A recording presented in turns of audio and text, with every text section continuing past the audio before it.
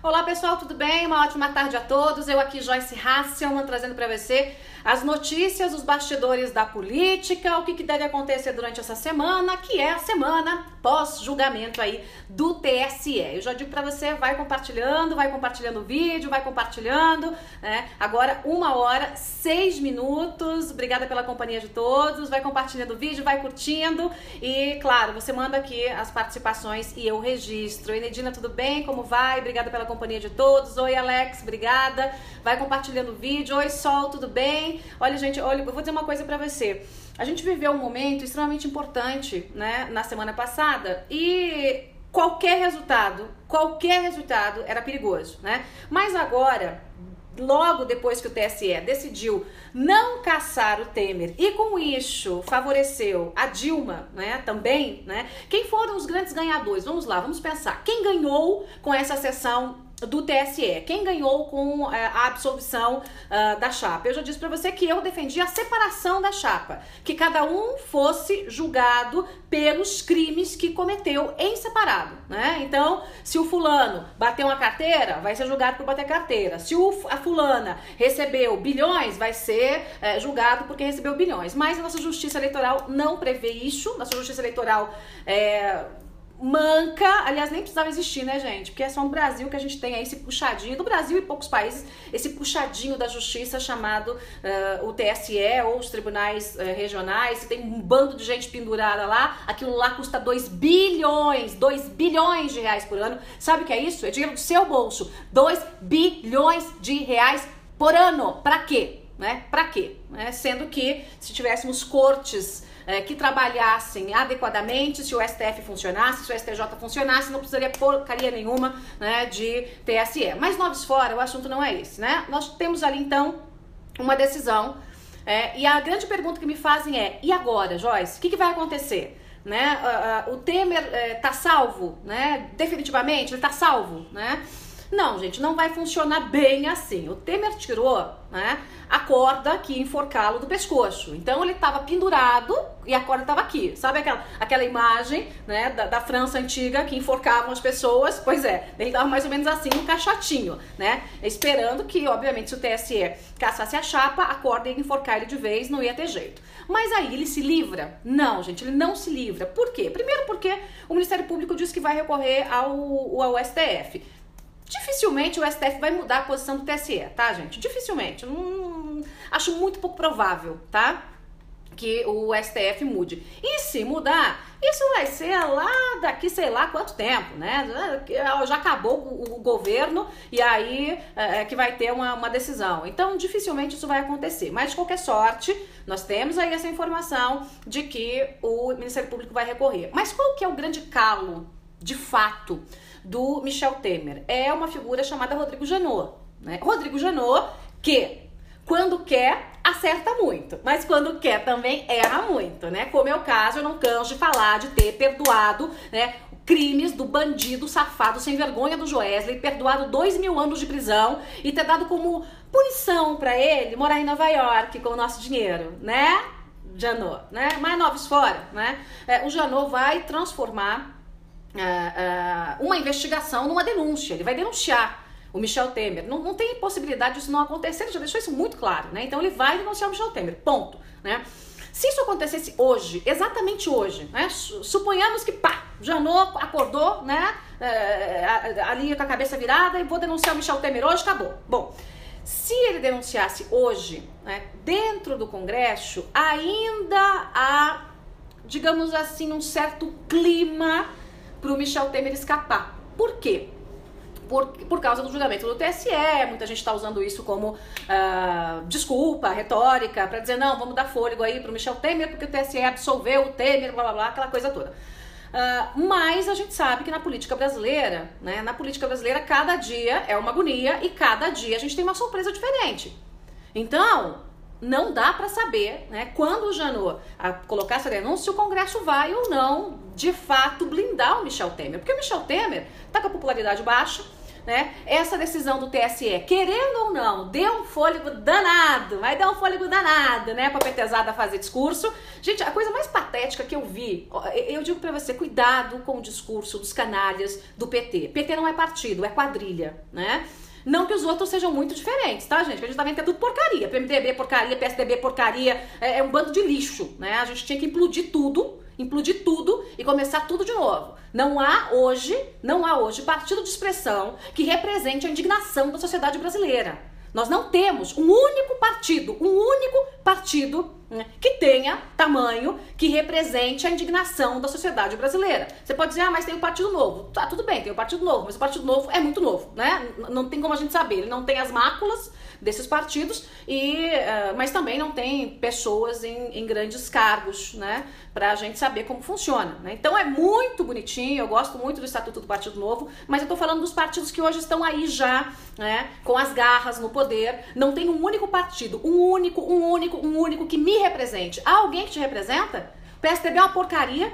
Depois do que aconteceu com o Aécio Neves que botou foi um chifre na cabeça de todo brasileiro que botou nele, né? Fez o Brasil de corno, foi isso que o Aécio fez, né? O PSDB é uma porcaria, aliás, o PSDB que hoje decide se desembarca ou não do governo Temer, eu já vou anunciar pra você que não vai desembarcar coisa nenhuma, tá? Eles vão ficar com aquele discurso assim, o PSDB é a favor das reformas, não a favor do presidente da República. Eu também sou a favor das reformas. O Brasil precisa de reformas. Eu até disse isso, né? Se as reformas passassem, não precisava nem de presidente, né? Só as reformas e pronto, acabou, né? Então o PSDB vai ficar nesse discursinho furado aí de, não, porque o PSDB, gente, o PSDB, na verdade, foi o grande perdedor, né, nesse processo, né? Tem gente que diz, olha, quem perdeu e quem ganhou o processo do TSE? PSDB perdeu, o povo brasileiro que estava querendo uma decisão histórica perdeu, a justiça perdeu porque saiu desmoralizada, absolutamente desmoralizada, ainda que eu sempre tenha colocado para você ali,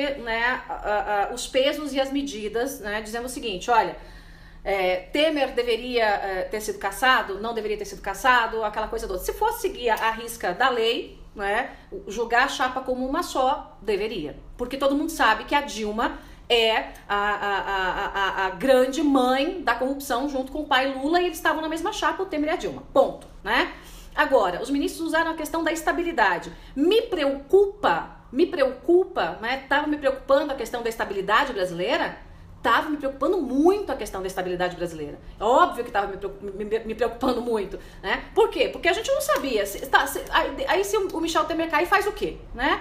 O Brasil tem eleição direta, tem eleição indireta, e é aí que entra o PT. Então o PSDB é um bando de banana, que saiu perdendo, por quê? Porque se arrependeu até de ter proposto essa ação, a ação mirou na Dilma e acertou no Temer. Ponto, tá? Então o PSDB frouxo, né? E o PT? O PT é canalha. É canalha! Eu ouvi, gente, a Dilma falando em candidatura. Claro, foram mantidos os direitos políticos, né? Dessa mulher indecente, essa cretina, essa coisa nefasta para a política brasileira. Mas tem a amante, sabe a amante lá da Odebrecht, né? Que tá na planilha da Odebrecht, a Gleisi Hoffmann. Então, ela que, denunciada na Lava Jato, virou presidente do PT, né, Gleisi? Ai, fofolete. Então, ela fez discurso, gente, no final de semana. Teve um encontro da quadrilha em São Paulo, né? E ela fez um discurso falando de ética, de moralidade. Vamos lá, o PT precisa resgatar a ética e a moralidade desse Brasil. Ha! Sério, gente, é verdade, eu juro pra vocês, é verdade. Ela falou. O Lula disse, né, que nunca o Brasil precisou tanto do PT. Nunca o Brasil precisou tanto do PT. Então eu quero chamar a sua atenção para a visão global da política, para que você não fique pensando só em uma questão, né, uma questão partidária, e esqueça do global, né? Hoje nós estamos vivendo um momento em que a gente não pode, um olho no peixe, o outro no gato. Tá? A gente não pode simplesmente olhar para um partido, porque quando a gente olha e mira só em um partido, o que acontece? Os outros vagabundos lá se levantam e vêm pra cima com tudo, que é o que tá acontecendo com o PT. Então o PT é o partido mais corrupto da história, né? O Lula, que é o pai da corrupção, né? Nunca se roubou tanto, né? Na fase em que o PT estava no poder. O PT produziu a JBS. O PT produziu a JBS. Foi com o nosso dinheiro roubado, né, que o PT produziu a JBS, esse bando de canalhas, né? O PT abriu as contas, os cofres do BNDES. O PT armou, aí sim, junto com a canalhada, os partidos canalhas, aí tá todo mundo, PT, PMDB, PSDB, né? Armaram ali um esquema para simplesmente manter o poder dessa gente, né? Agora, enquanto nós estamos mirando, né? Ah, não, vamos ver o Aécio. O Aécio é um frouxo, já disse pra você, tinha que ser preso. Pronto. Mas enquanto a gente fica mirando o Aécio e Temer, o PT tá aqui atrás, correndo a passos largos, minha gente. Correndo a passos largos. Né? Tá aí a amante fazendo discursinho, dizendo que há um absurdo, que nossa, vejam, os corruptos do Brasil estão aí, e nós vemos, né, gente, porque ela fala bem igualzinho, aquela gente que fala, né, sabe, se minha avó falava assim, inglês lá no Paraná, né? Ela fala um leite quente que dói dentro da gente. Então, gente, a Cleice estava fazendo discurso lindo, né, pra falar que o PT tem que combater a corrupção. Presta atenção! Você já imaginou um negócio desse? A gente pirou? Tá todo mundo louco, né? Não, a gente não tá louco, mas ela também não tá louca, ela é cretina. Ela é cretina. O PT é um partido de cretinos, porque ou você tem completos analfabetos políticos idiotizados, ou você tem bandidos cretinos querendo atacar. Então nós não podemos baixar a guarda em momento nenhum. Não podemos baixar a guarda em momento nenhum. É preciso, sim, limpar a política brasileira, dar um pé na bunda de toda essa gente, desculpa falar pé na bunda, mas é isso mesmo, dar um pé na bunda do Congresso. Olha, eu já disse pra você, gente, tira uma dúzia do Congresso, cerca e transforma em presídio. Tira uma dúzia, cerca e transforma em presídio. Vai ser mais barato do que mandar todo mundo para outras penitenciárias. Pronto, presídio no Congresso Nacional, né? Não há um partido que se salve, um único partido que se salva. Né? PMDB não se salva, PSDB não se salva, o PT a gente sabe, né, que é quadrilha, né?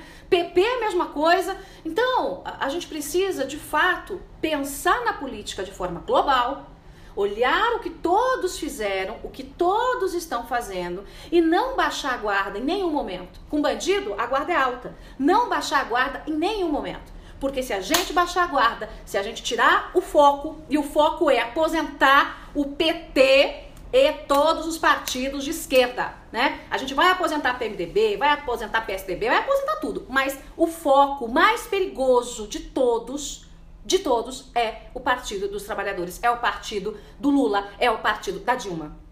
Então, enquanto a gente discutiu, o Brasil ficou voltado o tempo todo para essa coisa do TSE, caça, não caça, vem, não vem, vai, não vai, né? O PT simplesmente se levantou, saiu da cova, né? O PT que não tinha um estilingue para brigar, né? Não tinha um estilingue, voltou, né, armado aí com bazuca para briga. Voltou armado com bazuca. Por quê?